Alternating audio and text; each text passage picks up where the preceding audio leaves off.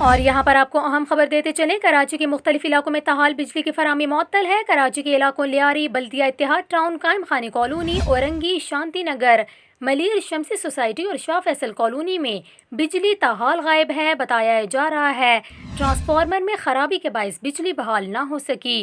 دوسری جانب آپ کو بتائیں کہ الیکٹرک نے دعویٰ کیا کراچی میں دن 2 بجے سے جاری بجلی بحران پر تقریباً 14 گھنٹے بعد قابو پا لیا گیا، جس کے بعد شہر کے متاثرہ علاقوں میں بجلی بحال ہونا شروع ہو گئی۔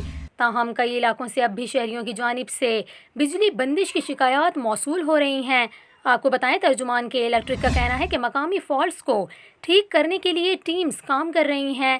کہ الیکٹرک کی جانب سے ایک ٹویٹ بھی کیا گیا جس میں بتایا گیا ہائی ٹینشن لائن میں ٹرپنگ کے بعد بجلی کی بحالی کا عمل تیزی سے جاری ہے۔